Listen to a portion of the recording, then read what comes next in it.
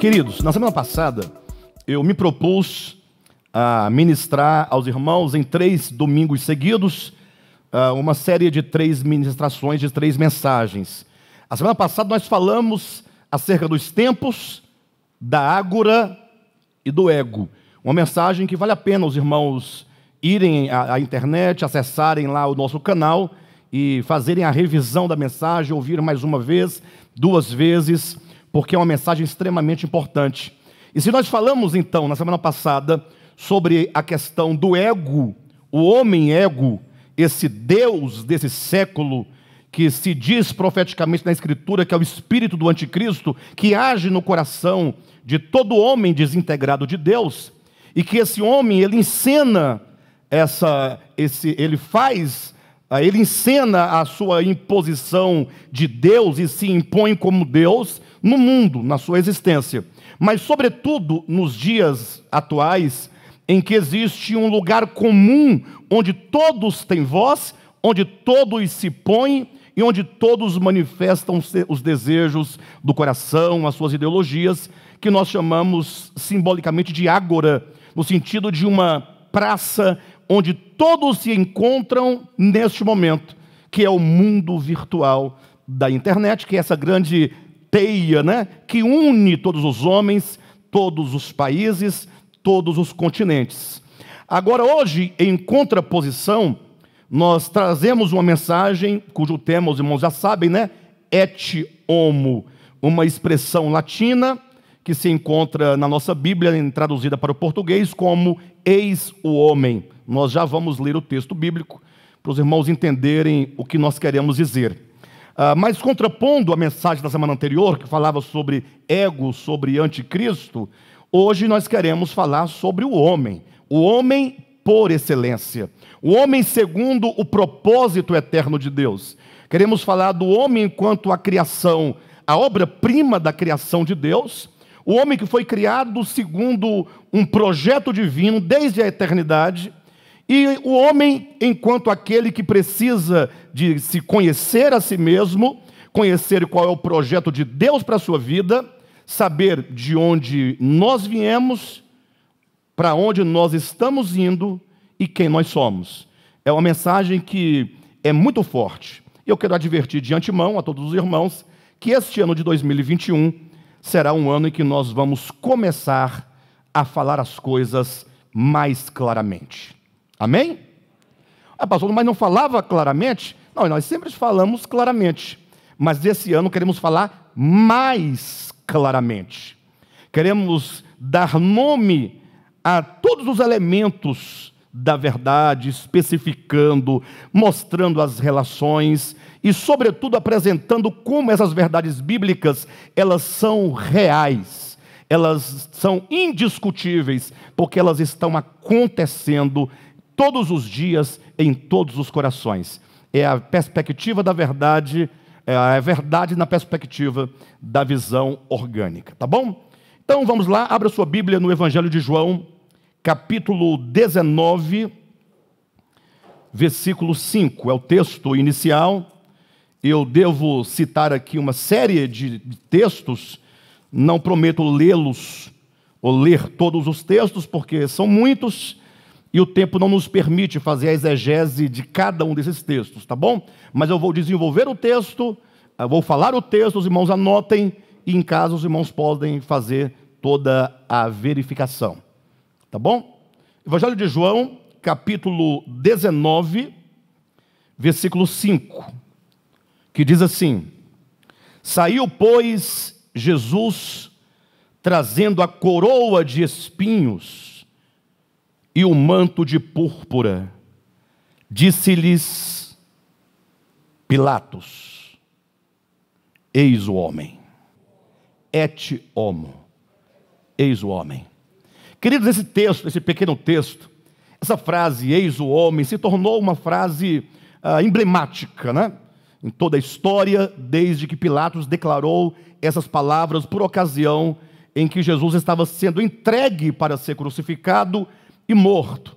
Embora seja uma expressão pequena, simples, e quero advertir os irmãos que gostam de discutir conversas tolas, insípidas, sobretudo os internautas de plantão, que eu não estou aqui para debater a questão se é idioma, é latim, se é grego, por que nós não apresentamos em grego ou então em português, porque essa é uma bobagem. Então, deixe-me falar a palavra tranquilamente, tá bom? Então, essa expressão, eis o homem, essa declaração acerca de Cristo, eis o homem, embora simples, pequena, mas é uma expressão emblemática que se instaura dentro de um contexto muito amplo. Para nós entendermos toda a profundidade profética dessa expressão, nós teremos que fazer um grande panorama bíblico do supremo propósito de Deus, para que os irmãos entendam toda a profundidade dessa expressão, eis o homem, todo o valor profético dessa expressão e, sobretudo, qual é a relação dessa expressão que Pilatos disse ao povo em relação a Cristo, qual a relação dessa expressão comigo, com a minha vida, com o Josué, com a Natália, com o Cádimo, com a Vera, com cada um de nós, com cada ser humano desta terra. Então é importante que nós entendamos que essa frase ou que essa declaração se instaura dentro de um contexto muito amplo que eu gostaria de apresentar aos irmãos a partir de agora, para que nós tenhamos a clareza profética dessa expressão. Lógico, alguém logo vai dizer assim, não, pastor, isso aí é simplesmente o seguinte, Pilatos, apresentou Jesus para a multidão e disse, olha, aqui está o homem que vocês querem matar, então aqui está ele, matem, eu estou entregando ele para vocês. Assim lê o míope, aquele que lê apenas letras e que não consegue perceber a profundidade dessas palavras ou o seu sentido profético. Lógico, se Pilatos sabia ou não de tamanha profundidade, eu até acredito que ele não saiba de fato. Mas quantas coisas nós não sabemos, mas intuitivamente nós falamos. Quantas coisas não vêm a nós de uma maneira apenas intuitiva, sem que nós tenhamos a plena reflexão do que está sendo dito, mas que tem profundidades grandes, porque são coisas que brotam do nosso espírito.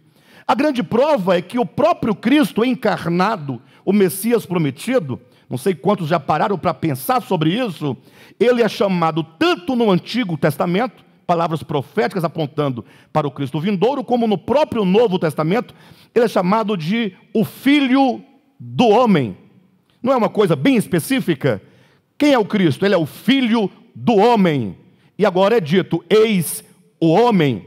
E a Bíblia toda, embora inspirada por Deus e da parte de Deus, mas tem como cerne a história do homem para com Deus. Lógico, a Bíblia é cristocêntrica, tem Cristo como centro. A Bíblia é teocêntrica, tem Deus como centro. Mas a importância histórica da Bíblia e as razões por que a Bíblia nos foi dada por Deus no processo de revelação e de inspiração e etc., é o sentido para mostrar onde o homem, onde você, onde eu, onde nós entramos nessa história em relação a Deus e qual é a vontade de Deus para as nossas vidas. Então precisamos criar esse panorama para que os irmãos entendam claramente a profundidade da expressão eis o homem e quais são as suas relações proféticas com Cristo de Deus e com cada um de nós. Para tanto, nós temos que resgatar aqui a origem do homem. Uma vez que é dito eis o homem, temos que buscar lá no início das Escrituras, quando nós vamos encontrar em Gênesis capítulo 1, versículo 26, quando nós temos aquelas palavras já bem conhecidas, presta atenção, tudo aqui faz um sentido muito grande, tá bom? Quando é dito, criou Deus o homem à sua imagem, ou disse Deus, façamos o homem à nossa imagem, conforme a nossa semelhança.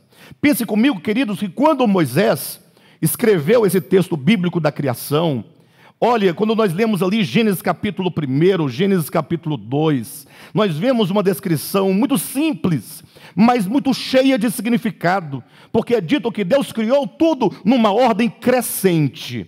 Começa com a luz, e aí vem então a separação das águas, e então aparece a porção seca, surgem as relvas, as ervas com sementes, as árvores frutíferas, e assim a vida vai surgindo no panorama da revelação em Gênesis, numa ordem crescente, e sobretudo dizendo para cada elemento ou para cada coisa criada, que cada coisa foi criada segundo a sua própria espécie. Isso tem que nos fazer pensar, puxa, cada coisa, cada animal, cada planta, cada elemento que Deus cria é criado segundo a sua própria espécie. É de uma espécie própria. Quando, entretanto, é dito que Deus vai criar o homem, não é dito como nas outras vezes, que a terra produza homens conforme a sua própria espécie. Não é dito assim. É dito de uma forma diferente. É dito que Deus disse: agora nós vamos fazer o homem. Disse Deus, ou disse pois Deus. É um momento, é um ápice nessa história da criação. É como se Deus fosse criando todas as coisas, cada um com a sua importância, cada um com a sua origem própria, cada um na sua própria família. Mas quando chega no homem, ele diz: façamos o homem à nossa imagem, conforme a nossa semelhança. E tudo começa desse ponto. Nessa época, quando disse Deus, façamos o homem, não havia Calvino, não havia Armínio, não havia as teologias. Havia apenas Deus dizendo: o homem, Adão, humanidade, será feita conforme a minha imagem, conforme a minha semelhança, e portanto o homem criado, a humanidade, e portanto todos os homens ali criados, ali em Adão, o Adão primordial, o Adão inicial, de quem ou de onde todos nós procedemos, é dito criado a imagem e semelhança de Deus. Daí chegamos a uma conclusão, de que Deus nos criou de uma espécie, ou melhor dizendo, nos criou de sua própria espécie. De que espécies são as ervas? Aí você vai encontrar na botânica, né, na biologia, você vai encontrar as famílias e etc., os animais, cada um na sua linhagem, do seu reino, da sua origem, mas quando diz sobre o homem, é dito: o homem é conforme a imagem e semelhança de Deus. Só daqui nós teríamos que parar um pouco e cair prostrado de profundo arrependimento. No sentido de que nós muitas vezes ignoramos, não porque desconhecemos, mas ignoramos porque não damos a nós o devido valor que nós temos em Deus e de nossa procedência em Deus. Você foi criado de Deus, ou vamos colocar na ordem, você foi criado por Deus, você foi criado de Deus, você foi criado da família de Deus, conforme a imagem de Deus, a semelhança de Deus. Isso tem que nos fazer repensar a nossa existência, repensar a nossa vida. O grande problema é que, conforme vai o registro de Gênesis, vai citando ali, esse homem criado à imagem e semelhança de Deus, quando ele chega no momento da sua consciência, aquela árvore do conhecimento do bem e do mal, que significa o momento em que o homem ele se desperta na sua consciência para si mesmo, para o outro, para o mundo. Aquele insight, aquele despertamento, aquele desabrochar da consciência em que o homem pode falar de si mesmo, eu, e falar do outro, tu, e falar de todos nós. Agora, quando essa consciência se desperta, diz a Escritura, e a experiência demonstra claramente, o homem decidiu se desintegrar de Deus. Eu penso que falar sobre a desintegração do homem de Deus, que seria o mesmo que usar o termo da teologia convencional, que é a queda do homem, acredito que, por mais que nós falemos e falemos e falemos, nós ainda estamos muito distantes de entender a gravidade dessa separação do homem de Deus na sua consciência e no seu coração. De modo que nós às vezes pensamos que entendemos, e às vezes pensamos que já estamos totalmente, que esse problema já foi resolvido da nossa parte, e não conseguimos perceber o quanto que o homem, ele quando se desintegra de Deus, na mente, na vontade, nas emoções, na consciência, no coração, na alma, no corpo, e agora em relação à criação, o tanto que esse homem agora, ele passa a não mais se conhecer. Porque agora, quando o homem criado em Deus, ele tem a sua identidade em Deus. Pense comigo num grande quebra-cabeça. Quebra-cabeças de 5.000 peças. Tem muito maiores, né? Mas vamos pensar em 5.000 peças. Quem aqui já montou quebra-cabeça sabe da dificuldade que tem, você tem que gastar tempo ali e tal. Agora pense que esse quebra-cabeça todo montado, todo colocadinho, cada peça no seu devido lugar, ele cria uma imagem muito bonita. Sim ou não? Ele cria um todo significativo. Cada uma daquelas pecinhas, ela contribui para que o todo surja. E a importância só está no todo. Porque uma pecinha sozinha não é nada. Ah, pastor, então não tem importância? Ela tem a sua importância no preenchimento daquele lugar no todo.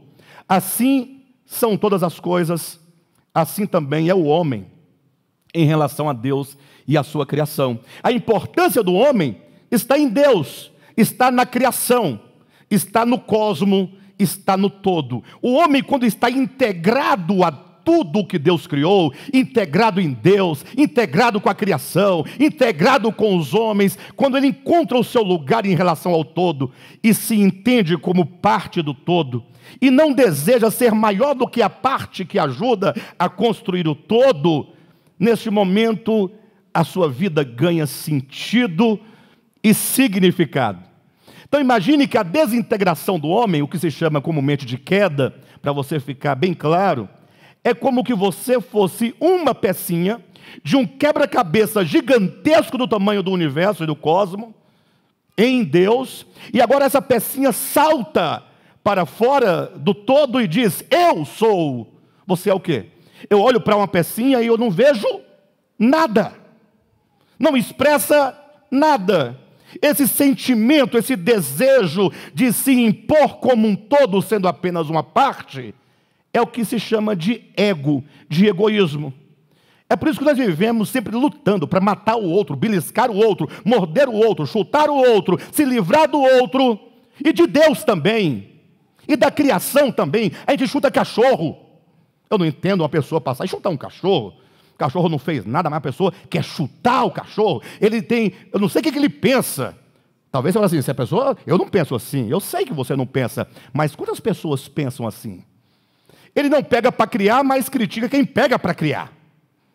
Ele nem pega para criar, critica quem pega, mas ainda chuta o da rua. Não, isso é para colocar a coisa mais básica. Quando não, falar do outro, do próximo, etc. e tal. Então, esse sentimento de se colocar como absoluto, quando você acha que você conquistou, quando você acha que você adquiriu, quando você acha que você é alguma coisa, quando você acha, simplesmente é o ego que não entende. Quando o pastor Josué diz aqui hoje, lendo o texto bíblico, tudo provém de Deus. Quem pode falar isso? Somente alguém que tem a consciência clara de que ele é apenas um ser criado por Deus, e a despeito de sermos nós imagem e semelhança de Deus, nós ganhamos significado nele. Somente porque fora dele somos uma pecinha do quebra-cabeça solta, que não faz nenhum sentido. O homem, quando se desintegrou, e essa desintegração se dá na esfera do coração, da alma, da mente, dos desejos, do sentimento. Todas as nossas relações, na sua maioria, elas são realizadas na base do egoísmo. É assim que acontece. Mas temos que pensar isso. Quando o homem se desintegrou de Deus, irmãos, diz a Escritura, e a experiência prova, toda sorte de miséria entrou no mundo. o medo, a angústia, o desespero, a dor, a lágrima, o luto, a maldade, as enfermidades, tudo que assola a humanidade hoje. E, por fim, a morte. Uma morte espiritual, a morte física e, por fim, a morte eterna. Ou seja, o homem, para usar aqui a ideia e a expressão, o título de um livro, né, de um grande filósofo cristão alemão, que escreveu um livro chamado O Desespero Humano. Søren Kierkegaard. O Desespero Humano. Que título de livro sensacional, né? Que pena que eu não nasci antes dele para ter a ideia desse título. Mas aí ele começa o seu livro falando sobre João capítulo 11, falando exatamente do momento quando Cristo chega e Lázaro está morto e suas irmãs desesperadas. Ele parte desse texto para falar neste livro sobre o desespero humano. Mas é basicamente essa ideia: desintegrou o homem de Deus, ele entrou numa noite terrível. E o homem que fora criado à imagem e semelhança de Deus, criado por Deus, gerado de Deus, pertencente a Deus, para ser uma expressão de Deus, se tornou um ser interiormente, espiritualmente falando, animalesco. Basta você ler, por exemplo, o livro de Romanos capítulo 2, quando Paulo descreve a condição humana, ou Efésios capítulo 2, não é? Você vai encontrar a descrição de Paulo falando sobre o homem, e até mesmo no livro de Tiago, que chega a usar a própria expressão natureza animal, para se referir a todos os prazeres corrompidos do ser humano, a toda sorte de prazeres provenientes do ego, do egoísmo. O homem se tornou um ser selvagem, nesse mundo, devorando uns aos outros, a ponto de um filósofo que não tem nada a ver com cristão, nem com Cristo, chega a dizer: o homem é o lobo do homem. Aí entra Machado de Assis para dizer que o homem, em relação ao outro, é como uma onça que olha para um cabritinho, uma ovelhinha, bichinha tão franzininha, tão frágilzinha, e a onça fala: é minha sobrevivência, eu vou devorar. E alguém adverte a onça: mas o cordeirinho é frágil. Aí ele fala assim: quanto mais tenro, melhor, menos trabalho, porque se você for derrotar o outro e ele tiver alguma força, você pode até derrotar, mas você vai levar uns cascudos também. Mas se não tiver força nenhuma, coisa boa é chutar cachorro morto, não é não? Chutar leão morto, está morto, é bom chutar. Essa é a ideia. O homem agora, nesse cenário de desintegração, ele passa a sofrer.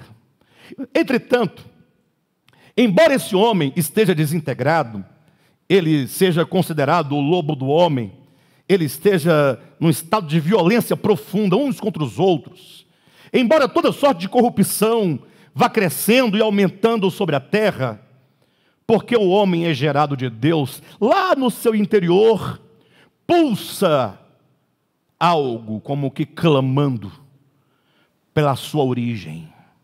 Por mais que o homem tenha se perdido, por mais distante que esteja o homem, lá dentro existe uma fagulha, existe um sentimento que pulsa, como quem reclama para si aquilo que ele é em natureza criado por Deus.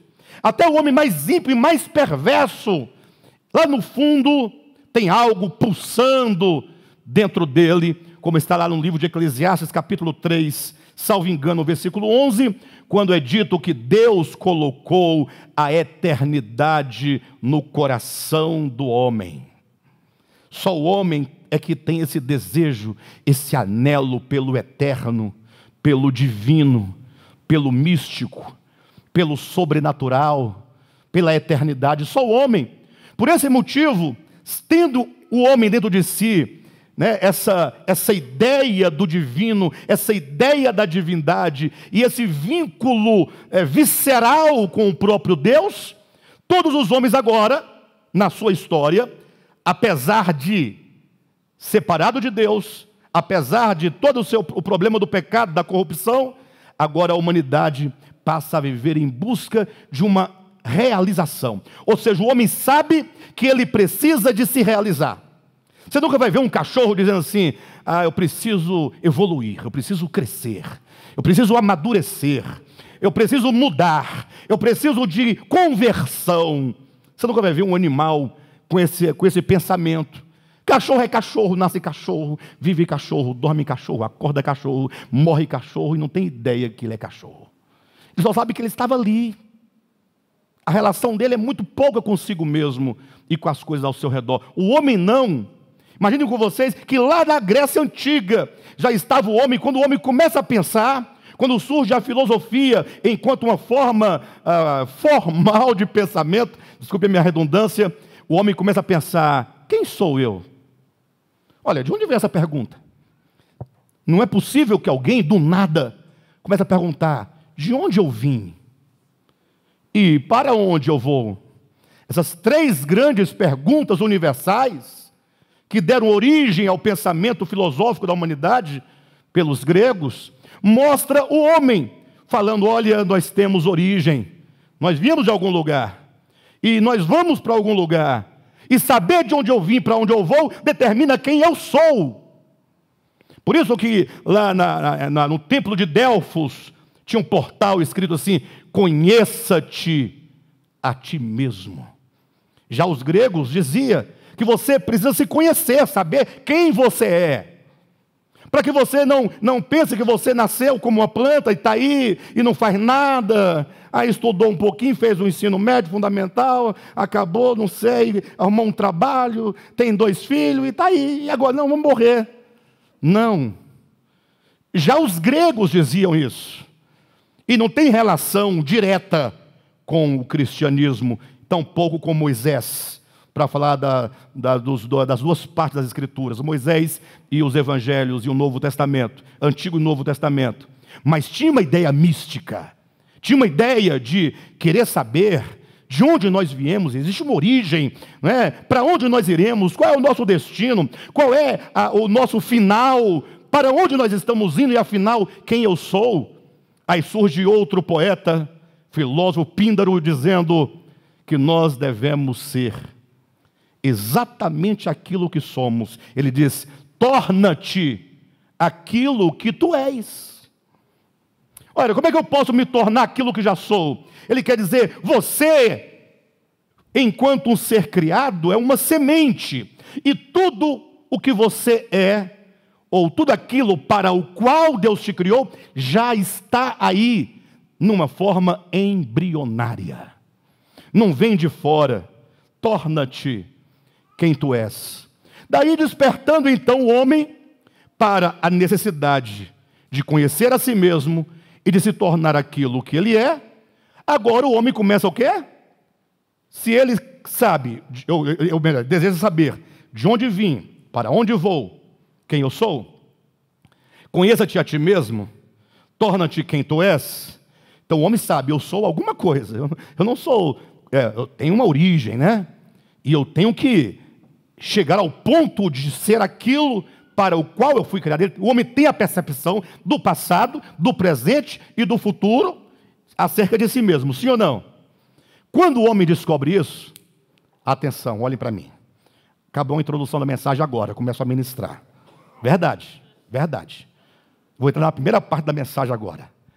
Quando o homem tem essa percepção, aí ele diz: então, eu preciso trabalhar em prol da minha realização. Então nós temos que fazer algo para alcançarmos, portanto, aquilo para o qual nós fomos feitos, nós fomos criados.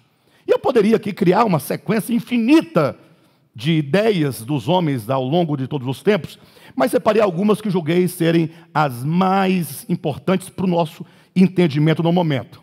Surgem os gregos, Grécia clássica. Alguém está dizendo assim, provavelmente, ou vão dizer: o pastor está falando de Píndaro, de Platão, e agora de falando agora dos gregos. Gente, se você não conhecer a história, como é que você vai compreender o significado de et homo? Estamos caminhando para lá, tá bom? Os gregos então pensam, bem, precisamos alcançar o homem perfeito. Eles tinham ideia, os gregos, o homem perfeito. A civilização que, segundo a história, nasce com os gregos clássicos, esses gregos estão em busca de construir um homem, não individual, mas um homem coletivo perfeito. Eles instauram a ideia de educação. Temos que educar o homem. Por meio da cultura, esse é o primeiro elemento que eu estou apresentando, o homem usando a cultura para fazer do homem aquilo que o homem deve ser. Vocês acham que vai dar certo? Será que vai dar certo? Aí eles pensaram, para o homem ser o que ele deve ser, então esse homem precisa evoluir em todas as suas faculdades. O homem integral, espírito, alma e corpo. Com todo respeito aos professores, sobretudo aos professores de educação física, não é? Eu respeito muito, mas eu vou citar essa questão por uma questão histórica, tá bom? Acontece que, hoje em dia, na escola, os alunos vai fazer educação física, né? Tal, tem que fazer, aí o aluno corre, joga bola, basquete, vôlei. Tudo isso é muito bom, saudável para o corpo. Isso é muito bom e deve existir, sim.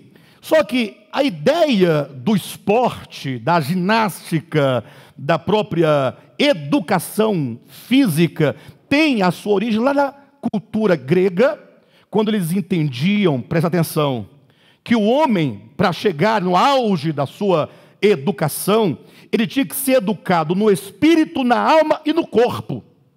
Tratando-se do corpo, para não deixar vazio ou sem ligar ao que eu estou dizendo, entra a ideia dos esportes, né? Das Olimpíadas, etc., em que os homens no estádio, eles disputavam, lutavam, concorriam, todos pelados, mas não tinha presença de público feminino algum, todos nus, mas não tinha nada de sensualidade, é porque eles viam no corpo humano, no corpo, todas as partes, todo o desenvolvimento das articulações, das pernas, dos braços, essa construção de um homem perfeito, que deve ser perfeito, segundo eles, não somente no intelecto, não somente no espírito, mas também no corpo.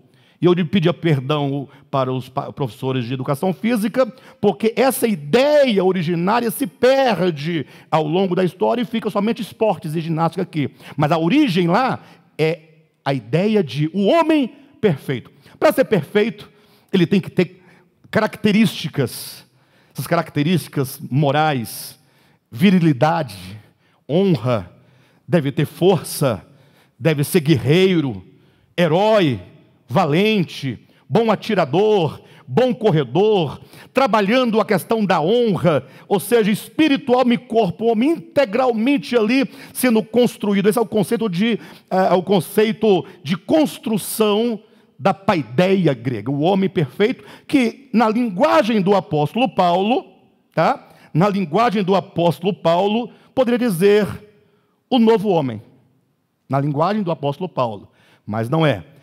Esse conceito de areté dos gregos.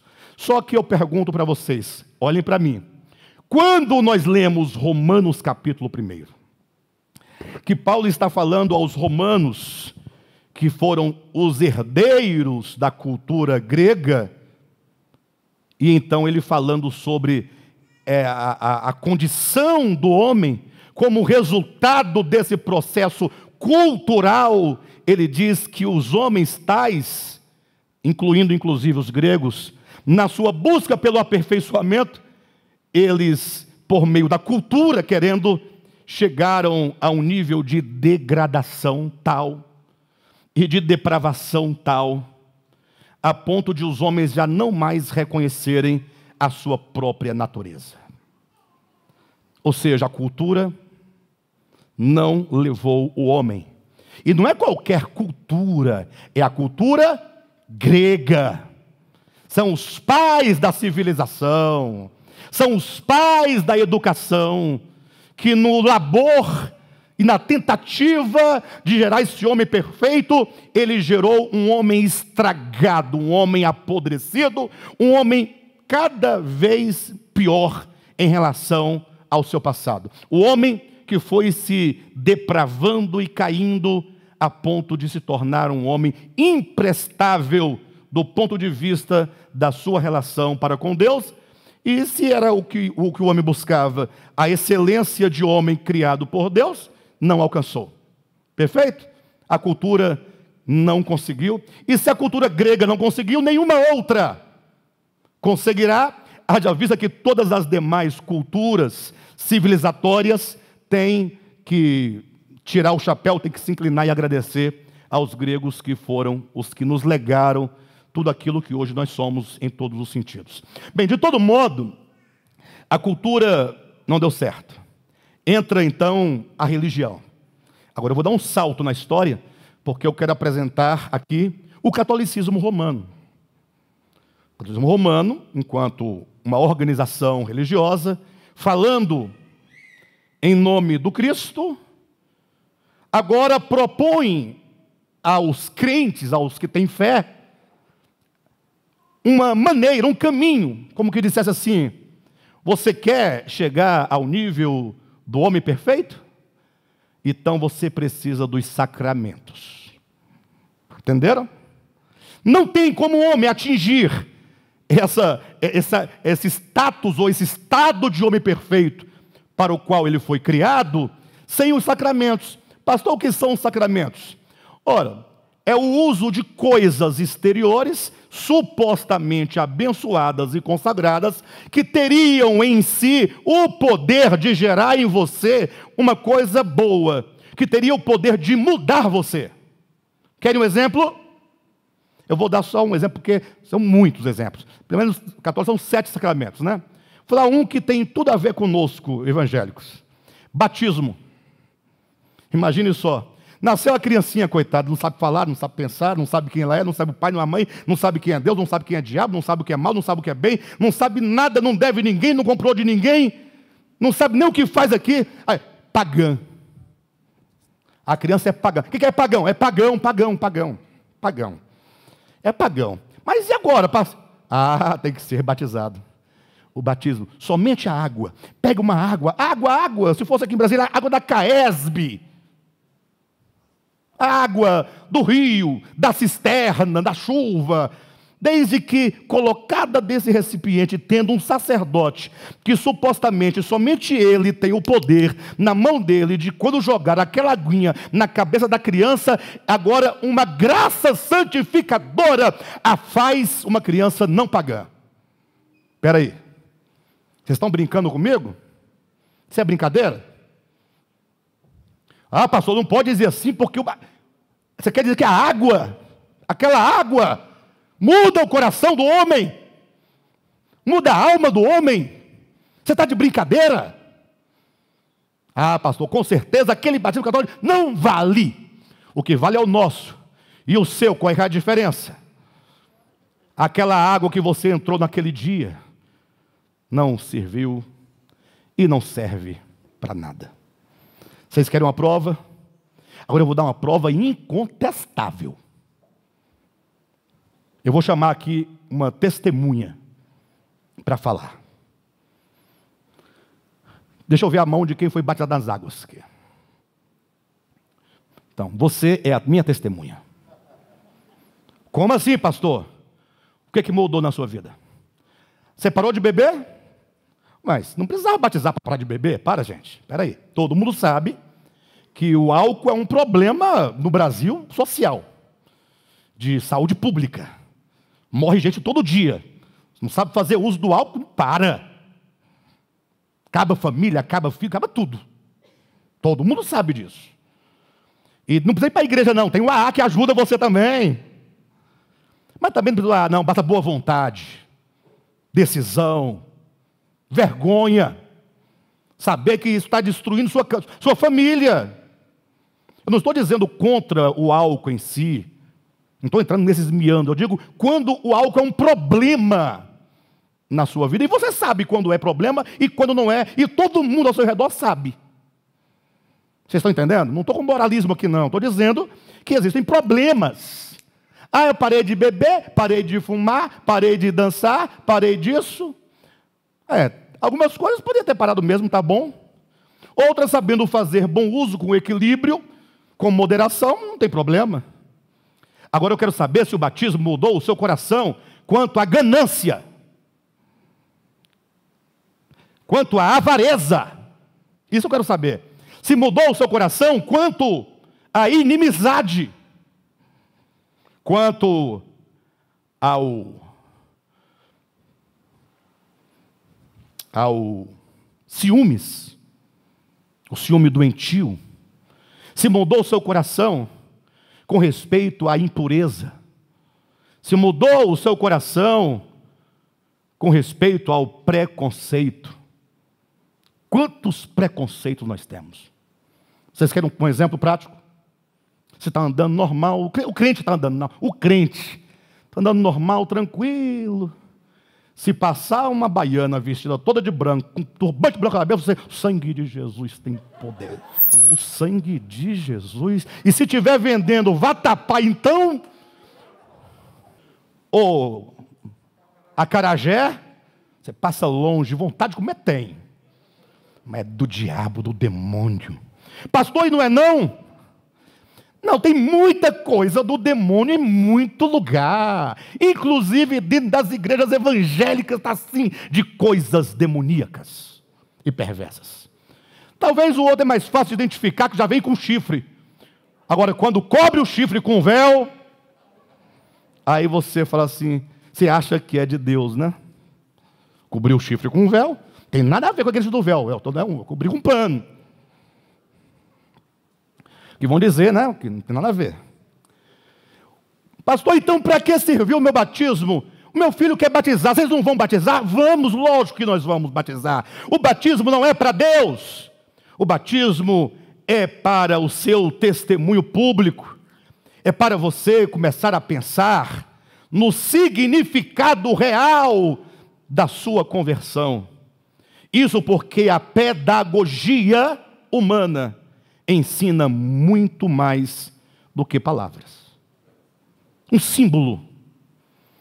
Uma pessoa comentou o post da nossa mensagem lá na internet, dizendo assim, agora tem um deus grego, agora... O devoto falava com um deus grego, o centauro. Primeiro que esse indivíduo não sabe o que é um deus grego, porque centauro não é deus grego. Começa daí. Segundo que, sabendo ele o que é um centauro, não sabe o que significa. Porque, pastor, mas não é esquisito, não. Pastor, um cavalo com cabeça de gente, não é esquisito? É ou não é? É esquisito? Parece demoníaco? Parece ou não parece, pessoal? Agora, e um cordeiro com 7 olhos, 7 chifres, com o pescoço degolado, o sangue caindo, e ele em pé, ele não cai. E olhando para você com 7 olhos e 7 chifres, não é feio? Ou é bonito? Não, fala para mim. Pastor, não diga isso de Jesus. Não estou falando, eu estou falando das imagens, porque não exige cordeiro de 7 olhos. Ali é para você entender algo em relação ao que se quer dizer. Também não tem cavalo, é para você entender algo sobre você mesmo. Seu cavalo com cabeça de gente. E isso se a cabeça de gente já tiver saído, porque tem muita gente ainda com cabeça de cavalo. Corpo de cavalo e cabeça de cavalo. Obrigado, irmã. Obrigado, você é muito gentil. É porque não adianta, não vai continuar. Você entendeu? No final da mensagem eu vou falar sobre o centauro, mas por enquanto estamos falando sobre o batismo. Batismo, a caráter de exemplo, é para dizer para você, olha, assim como você entrou na água, foi imergido e saiu da água alegre, agora, para ser introduzido na comunidade dos santos, aí Paulo, o apóstolo Paulo vai dizer, isso representa a sua união com Cristo.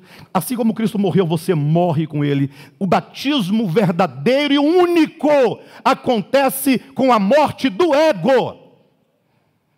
Você pode se batizar 1 milhão de vezes em quantos rios você quiser, inclusive no Jordão, não muda o seu coração. A palavra muda, o Cristo de Deus muda, a cruz muda, quando se tem fé na verdade. Nós fazemos o batismo, Jesus mandou. Aí, sabe por quê? Jesus mandou, os apóstolos mandaram. Mas você falou que não tem importância real no sentido... Sim, mas nós entendemos que não tem sentido, porque também a Bíblia diz, a mesma Bíblia que diz para fazer, diz que não tem efeito real. É ela que diz. É ela que diz que aquele que se batiza nas águas, ele não se lava das suas imundícias. 2 Pedro capítulo 3, salvo engano, versículo 21. Por ali. E não foi Jesus também que disse que tudo o que está fora do homem não pode purificá-lo? É a mesma coisa. Tudo que está dentro, está fora, pode contaminá-lo? Ora, se o alimento que está fora de mim, entrando em mim, não pode me contaminar, Jesus explica que o mal está dentro do homem, não fora. Se o alimento não pode contaminar, porque ele está fora, a água também está fora, não pode santificar. Ou pode? Tudo que está fora nem santifica, nem corrompe. Entenderam, sim ou não? Mas, voltando ao ponto. Os sacramentos, seja o que você pensar. Aquela água que o pastor manda colocar em cima da geladeira, coloca um copo com água em cima da geladeira, e teve um dia desse que estava apelando de tal maneira, porque ele, não sei, eu imagino que ele estava desesperado. Falou, se você não tem água, coloca uma dose de pinga. Porque a pessoa está assistindo televisão de noite, só tem pinga, né? Ele está ruim já, toma meio litro. Aí não está dando conta de buscar a água, está meio cambaleando. Aí o pastor, então coloque a pinga que faz o mesmo efeito. Verdade. Verdade. Pode olhar lá na internet para você ver. De todo modo, aquela água também. Pastor, e o dízimo? Já viu expulsar demônio com dízimo? Quem já viu? Quem já viu expulsar demônio com dízimo? Ou envelope de dízimo? Vocês nunca viram? Vocês não veem internet, não? Coisa boa que vocês não veem essas coisas. Está lá o pastor. Não, um dia eu passando em frente a um lugar lá, eu vi o pastor, o demônio de um lado, e a dizimista do outro lado da mesa, que com envelope, e o pastor no meio, fazendo teatro. Eu entrei, e encostei lá do lado do endemoniado. Fiquei do lado calado. Aí o pessoal passava que eu estava endemoniado também, que eu fiquei do lado de cá, né? Com a mão para trás também, só que não estava. Isso que é respeito, né? Lado, olhando para o demoniado. O pastor olhando para mim, os obreiros já estavam. Falei, calma, só quero entender. É só normal, tranquilo. Aí o pastor pegava o envelope. Quer ver? Olha como o demônio tem medo de dizimista. Que ia com o envelope. E eu olhei para o endemoniado, fiz só assim, ó, com a cabeça. Olhei para o pastor. Eu falei, eu vou me retirar calado. Saí calado. Não era lugar nem momento para falar nada. Mas é triste. Seja sacramento, no sentido, a ideia de sacramento, qualquer valor espiritual que você confira a alguma coisa. Qualquer poder. Olhem para mim. Eu falei que eu ia falar, pastor Josué. Eu falei. E vou falar. Vai sair um bocado, mas vai entrar muita gente. Sai e entra. Nós também não estamos atrás de encher nada. Nós estamos só de compartilhar. Não é? Pensa comigo. Está aqui. Você pensando assim, né? Na questão do sacramento. Aquilo que você... Quando você deposita em algo, algum poder sobrenatural. Quer ver uma coisa? Se alguém vem aqui, no nosso meio, senta, ouve o pastor Alexandre pregando, aí vai encontrar os motivos, né, para justificar porque não deve mais vir aqui. Pregação longa. Sim ou não? 9 horas, estou no primeiro tópico. Pregação longa. Segundo, pastor conta piada no meio da mensagem. Eu contei piada aqui? Nenhum, não. Eu sou engraçado de natureza. Eu sou normal. Eu não estou me esforçando para fazer ninguém rir. É que quando eu falo, eu sou igual paraibano mesmo, assim. Meu pai é paraibano, minha mãe é cearense, só sei falar assim. Entenderam? Pastor conta piada no meio da pregação.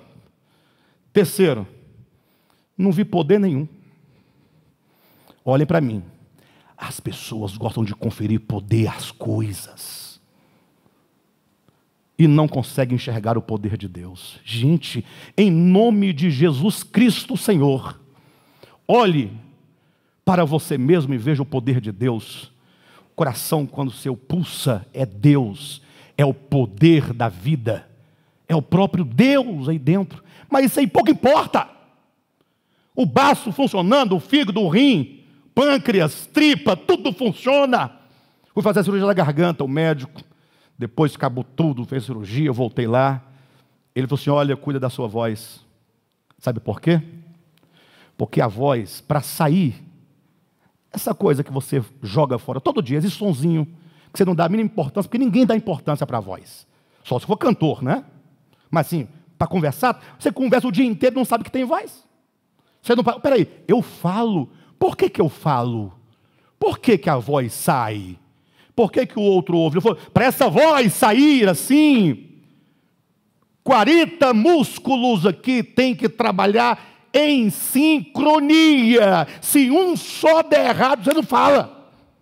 Aí ele falou, sabe quem fez isso? Eu falei, não. Lógico, eu sabia, né? Ele falou assim, o papai do céu. E não é crente não, evangélico não.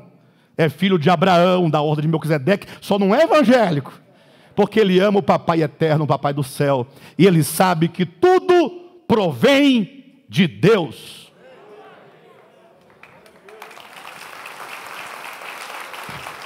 Mas quem quer saber de poder de Deus nesse sentido? A flor que brota. Aí tem que invocar agora, eu tenho que invocar, chamar Charlie Chaplin, né? Quando todo mundo naquela sociedade do dinheiro, do capitalismo, 10 da manhã, 11 da manhã, ia dar meio-dia, todo mundo correndo atrás do capital, e ele acorda nos braços de uma estátua. Meio-dia, acorda, espreguiça. Aí sai andando no meio daquelas pessoas devagarzinho, ele não está correndo atrás de nada. Aí ele pega uma flor, olha para a flor, ele cheira a flor. Por que ele faz isso? Qual o sentido disso? Ele quer dizer, gente, a vida é tão bonita, o poder de Deus está aqui presente, tantas coisas bonitas, belas, Deus é tão... E vocês correm atrás de dinheiro. Ó. Ele só queria mostrar essa relação do homem com o capital e do homem com a vida. Ele quer mostrar na singeleza das coisas está o poder de Deus, está a presença de Deus, mas isso ninguém quer saber. Agora, quando compra um Corsa, coloca lá atrás, presente de Deus. Ah, pastor, não foi não? Foi. Tudo procede de Deus. Deus te deu força, saúde, vida, respiração, inteligência, dons. Você trabalhou, ganhou o capital, comprou o carro que a indústria criou e inventou. Tudo é de Deus, né? No final das contas, sem Ele, você não faz nada. Agora, por que você não diz de manhã cedo, respiração, pulmão, presente de Deus, sol nascendo, presente de Deus, comida na mesa, presente de Deus, por que não em tudo dar graças? Porque só no carro. Aí passa o ímpio, ateu, na Ferrari, e fala assim, esse Deus seu te deu um Corsinha, foi? O ateu. Ah, pastor, e agora? O que eu faço? Não faz nada, porque ele trabalhou mais, ou ele ganhou mais, ou ele deu mais sorte na vida humana, no cotidiano, na capital. Essa relação aqui, grosseira, que Deus não tem nada a ver com isso, inclusive. Tudo é do homem. O homem é que inventa esses mecanismos todos de crescimento capitalista, essa luta, essa disputa, tudo é do homem. Por isso que o próprio Cristo chama o dinheiro de riquezas de origem iníqua. Bem, de todo modo, se a cultura não conseguiu, os sacramentos vão conseguir, gente? O sacramento vai conseguir? Olha para mim. Um dos sacramentos, dos 7, é o casamento. Sabiam disso? A ideia é a seguinte: o rapaz conheceu a moça, só são casados, dizem, eu não digo isso, não está na Bíblia. O homem diz, só estará casado depois que o padre fizer o sinal da cruz. Estão casados. E é só o padre que pode. É só o padre, tá? Só o padre. Se você não é padre, você não tem o poder, a magia, né? Para que aquele casamento seja casamento, está no rito, está no sacramento. Aí eu pergunto, se o sacramento valesse alguma coisa nesse sentido, esse casal divorciaria? Eles divorciam? Cadê o sacramento? Serve para quê? Não, para abençoar, mas e cadê o poder que vincula e sustenta em todo momento? Cadê? Por isso que eu falo, não me chame para fazer casamento seu. Que eu começo dizendo o seguinte: eu não caso ninguém, cartório não casa ninguém, igreja não casa ninguém, só vocês dois que se casam no coração, e só se divorciam no coração. Simples assim. E aí eu faço aquela cerimônia bonita e falo, isso aqui não é segurança de que vocês vão se dar bem. A segurança é você amar, respeitar e etc e tal. Entenderam? Sacramento. Eu estou falando de igreja católica, mas pode colocar os sacramentos também evangélicos. O povo quer ver um poder, uma coisa. O sacramento é a ideia quando você confere a um objeto algo sobrenatural, uma graça. Na água, na hóstia, no casamento, na extrema-unção, na água que o pastor manda colocar sobre a televisão. O homem quer poder, mas não quer o poder de Deus, não. Você quer ver uma coisa? Está lá o indivíduo na roça. Aí ele já, de pequenininho, ele fala assim, olha, cuidado com a mula sem cabeça. Não tem gente até hoje, gente velha, que acredita em lobisomem, sim ou não? O que é isso? Não é conferir uma coisa sobrenatural. Gente, homem não vira lobisomem, para! E mula sem cabeça, pastor? Tem nada a ver com o filho da mulher, com o padre. Não tem. Aí vira crente, um anjo. Espera aí. Você está vendo o anjo? Cadê o anjo? Chama ele aqui. Por que você não conversa, não bate um papo? Pergunta para o anjo se está tudo bem. A igreja, a palavra. Aí os anjos saem batendo. E quando deixa uma chave e ninguém vê essa chave. Quem aqui já ganhou a chave? Já ganhou? E aí? Não? Você não tem fé? Não é assim que diz? Ah, mas alguém ganhou a chave e deu certo. Deu certo porque correu atrás, gente. Vai estudar, batalhar. Passou, o casamento está ruim. Para de ser ruim no casamento, que o casamento fica bom. Para de brigar à toa, de xingar, desrespeitar. Começa a ser mais cortês, gentil. Aí funciona o casamento. É porque o diabo está na minha casa. O diabo é você na sua casa. O diabo não dá conta de você. O diabo, o chefe, manda um demônio te perturbar, o demônio volta correndo. Não dou conta. Aquela pessoa é muito perturbada. Eu saí de lá perturbado da casa dele. Mas eu não o demônio dizendo para o demônio chefe. Eu saí da casa lá perturbado, a família perturbada. O demônio foi perturbar, saiu perturbado. E quem diz isso é Antônio Vieira. E não sem fundamento, tá? Ele disse, olhem para mim. Foi Jesus tentado pelo diabo. Com uma palavra, Jesus o expulsou, ele foi embora. Foi Jesus tentado pelo diabo no meio das feras no deserto. Nenhuma fera lhe tocou. Mas quando ele sai do deserto e entra no meio dos homens, os homens lutaram até que mataram ele. Olha aí. Quem é pior, o diabo, as feras ou o homem? Com fundamento. Vocês entendem a questão? Mas o homem quer essa coisa do sobrenatural. E se esquece de uma coisa. Tem coisa mais poderosa do que o que eu vou dizer agora? Ou o que Jesus disse e agora eu vou reproduzir. Olha o poder de Deus, olha. Você quer ver uma coisa? Vou fazer diferente hoje. Quem é que tem um problema? Numa boa. Um problema. De qual ordem, pastor? Qualquer ordem que você quiser. Eu não vou pedir para você falar o seu problema, não. Fica tranquilo. Isso é uma coisa que tem que resolver, não se resolve. Eu vou à igreja hoje porque eu estou precisando de ouvir uma palavra, uma coisa para me ajudar. Então você veio no lugar certo. Eu vou dar uma palavra de poder que muda a sua vida. Se você entender. O reino de Deus está dentro de vós. Tem coisa mais poderosa do que isso? Não muda a sua vida?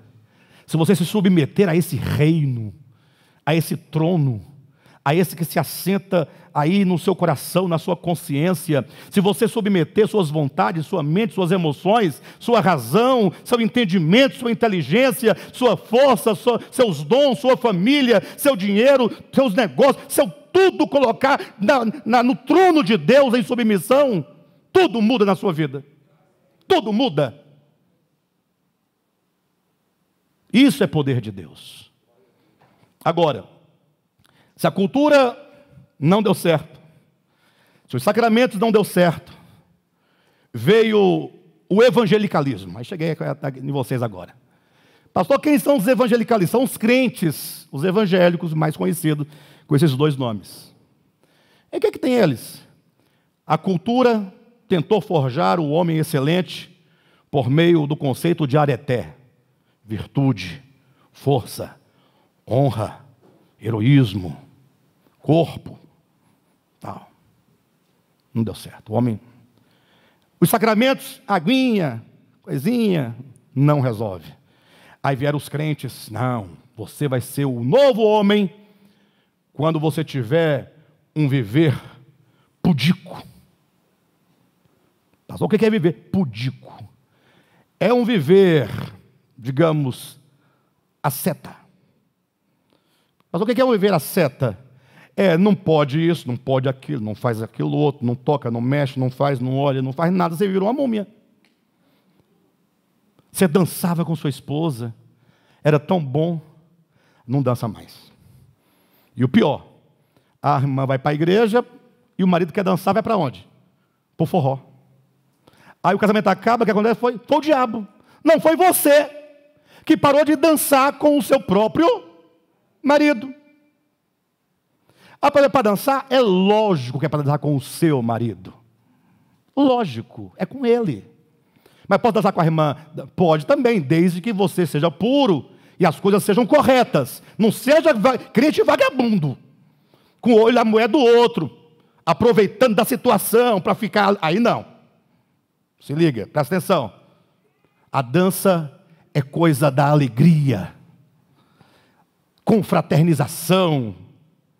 Dançar. Pastor, pode dançar da boquinha da garrafa? É lógico que não. Isso é imoral, é impuro. Para. Que é boquinha da garrafa? Você vai parar no hospital. Estou mentindo? Tem bombeiro aqui? Tem bombeiro aqui? Nenhum bombeiro aqui agora, presente? Para dar o testemunho. A gente chega lá no hospital, vai, a garrafa, daí tem que tirar. Fez pressão. Se fizer pressão, eu estou falando sério. Não é brincadeira nem... Se a dança ofende a moral, o pudor, não faça. Mas se a dança é alegre, folclórica, dança. Que a Vera dança a noite toda, com esse tamanco dela, a metade da noite com um tamanco. A outra metade ela chuta os tamancos, é sem tamanco mesmo. E ri a noite toda, e brinca a noite toda, fala bobagem a noite todinha, não bebe uma gota de álcool, e é feliz. E não peca, que eu já vi. Não peca. Não pega homem de ninguém, não fica cantando ninguém, goza só de brincar. Isso é bom. E a música tal, se a música é boa, cante, se não é boa, larga. Qual o critério? Tudo que é bom, justo, puro, faça, ué. Agora, e na igreja? Se tiver uma coisa ruim, tem que deixar ou tirar? Tem que tirar. Música sem futuro, cabra sem futuro, com aquelas conversas, eu sei demais. Igreja é um negócio complicado, né, José? José sabe disso. Nasceu dentro de igreja, não foi, José? Nasceu no púlpito.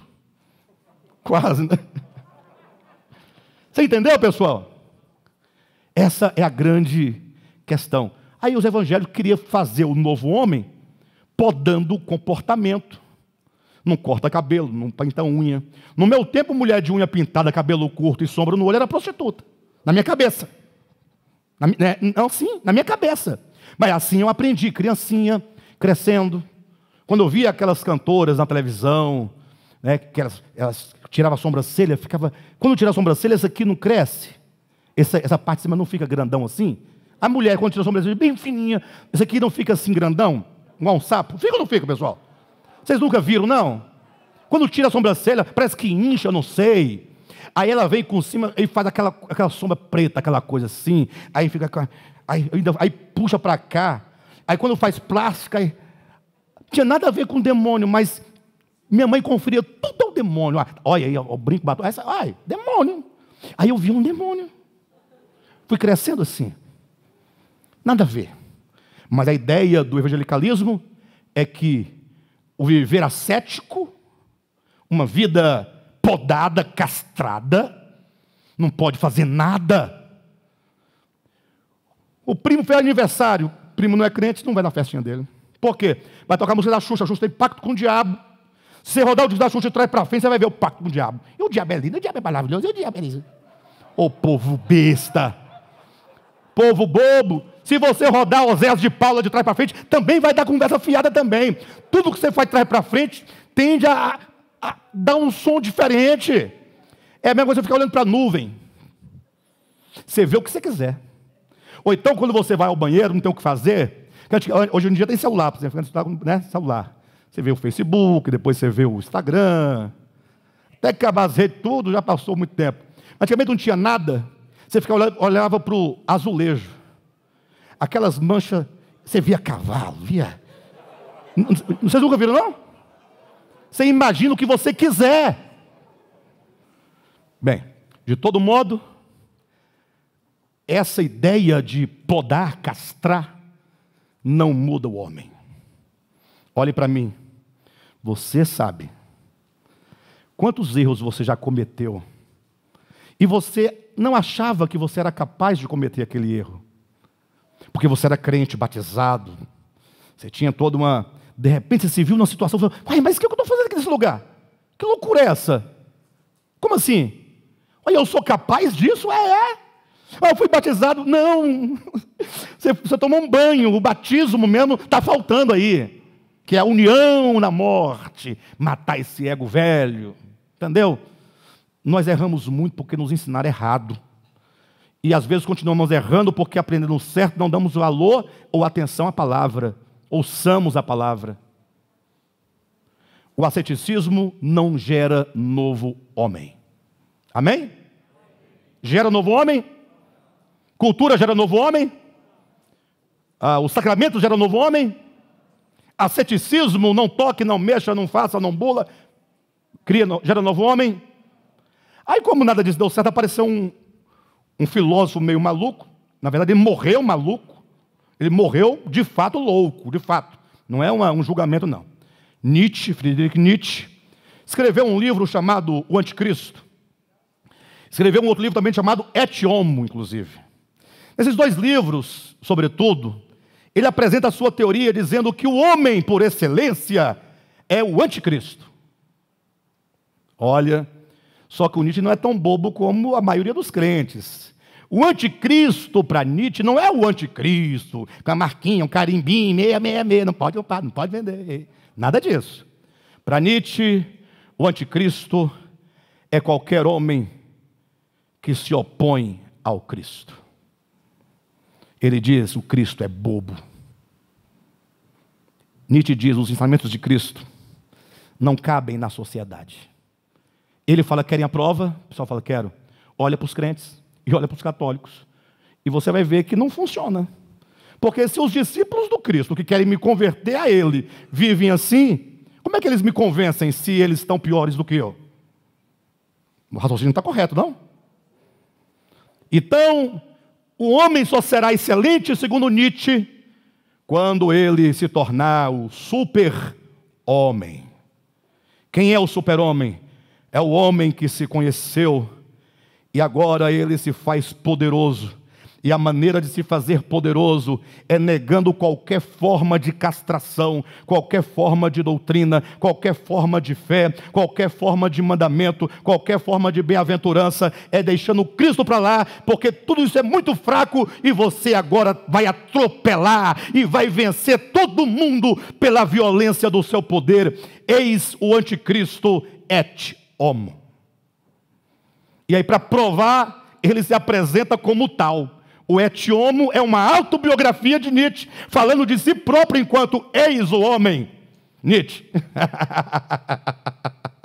É engraçado, porque esse homem que ele diz que é o homem, por excelência, morreu doido, pelado e correndo em volta da casa. Esse aí é o homem excelente? Fala para mim. Doido, doido é verdade, doido, pelado, correndo em volta da casa.